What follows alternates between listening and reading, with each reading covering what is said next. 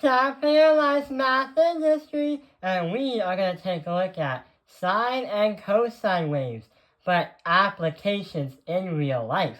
So what we're going to do is get into the exciting part of the trigonometry of the sine and the cosine waves, and also we get to apply it to the unit circle. But before we start digging deep into how it applies, there are some pieces of language that we need to know in case there are other people that speak these words, but also to understand what is actually happening.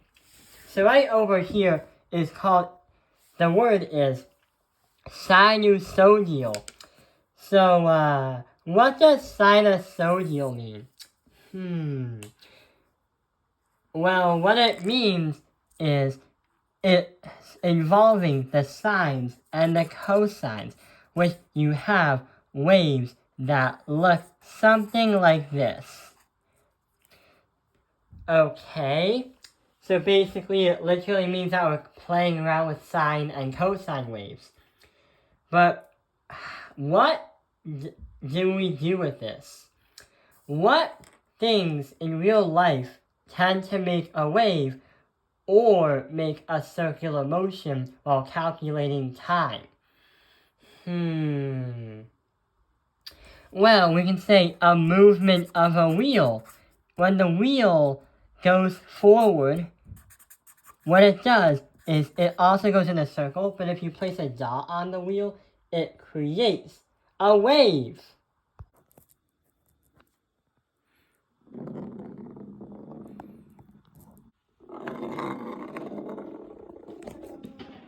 Another thing we can take a look at is a Ferris wheel.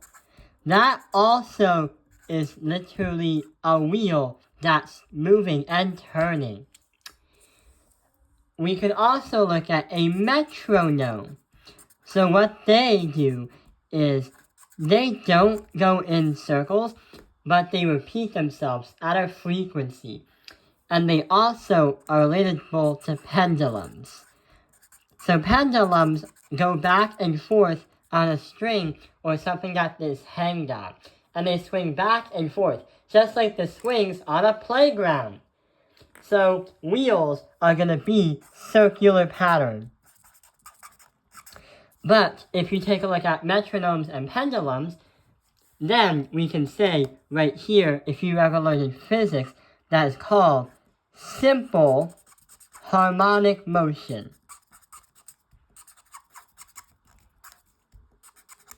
So both tend to display, if you were to graph these, it would create a sine or a cosine wave if it's going in a circle like the unit circle, or if it's reciprocating like a metronome or a pendulum that goes back and forth. Also have to take a look at the difference between the frequency and the period. So the frequency is how many cycles happen, and that the formula is 1 divided by the period. A period is how long to complete one cycle, and that is P equals frequency divided by 1. So that is another thing you'll learn in physics, but for this particular video, the reason why it's in pre-calculus is because these terms are often used in the real world to understand what is happening. So going back to the sine and the cosine waves, now we get to find out what the applications are. For example, we said earlier that one of them is a Ferris wheel. And the crazy part is, one of the problems is a Ferris wheel. So a Ferris wheel with a diameter of 50 meters is raised 5 meters off the ground for foundations. The Ferris wheel makes one full rotation every 2 minutes. So what we have to do here is we have to somehow create a graph and make an equation. So what we're going to do is we're going to do both along the way, so we can both understand what the graph is and how the equation can explain it, and vice versa. Oh, and yeah, we will write the equation in this formula, or this format.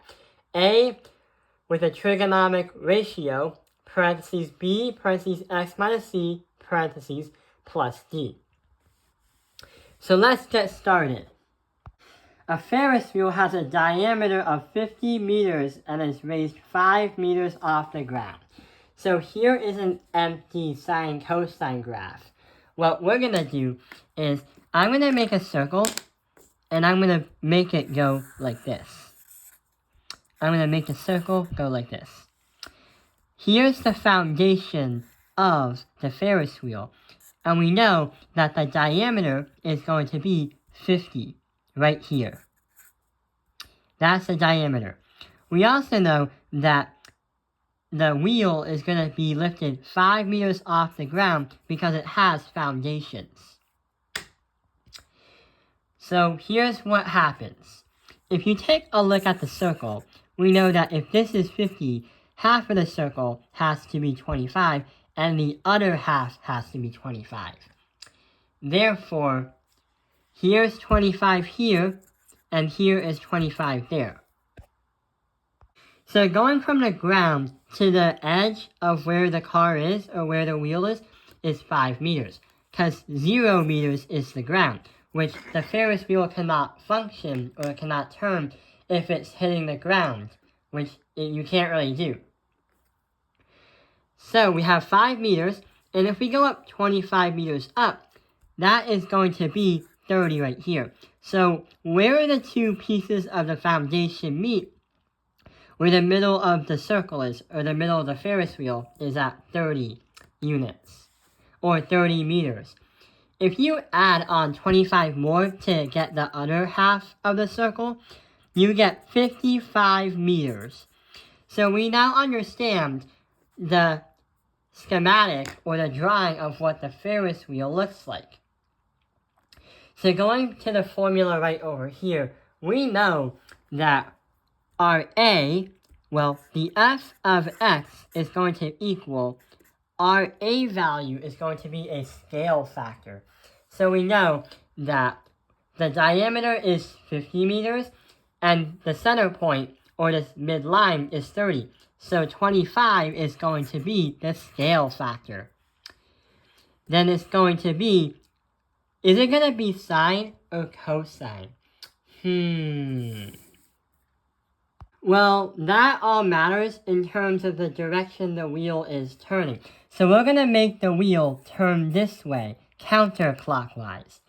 So you start at the bottom because that is where you board the ride, the Ferris wheel, and you want to go up this way. So you have two graphs, a cosine graph and a sine graph. If you really want to start at the bottom, which graph would you choose? Well, it doesn't look like any graph right here represents you starting at the bottom, because cosine starts at the top and a sine starts in the middle, and it doesn't make sense to board a Ferris wheel at the top or the middle. There's just no way. It just doesn't make any sense. But here's what happens. What happens if we reflect the entire thing by the trigonometric function? Remember how the cosine is going to be starting at the top at 0? Instead, if we flip the cosine, it's going to flip the entire thing, and it's going to transform into a negative. So it's literally going to start, and it's literally going to be, we start down here, we go up the Ferris wheel, go back down, go up, down, and so on. So we're going to have negative 25, the cosine. So now we know the trigonometric ratio. We now have to find out the number in front of x, and then we have to understand r plus d. Our d is easy because we already know that d represents the midline, which is the middle of where the two foundations meet, but also the middle of the Ferris wheel or the circle, so it's 30. So we're going to put 30 right here. But hang on, what about x? What are we going to do with the letter x? Here's what happens. We know that we've covered the diameter of the Ferris wheel. How much in height is the Ferris wheel raised? so it doesn't touch the ground. But we forgot that the Ferris wheel makes one full rotation every 2 minutes. So here is what's going to happen. We know that the formula 2 pi divided by b is going to represent basically the compress and the stretch of the sine and the cosine waves. But if you want to put the number 2 in for b, that's going to be very helpful.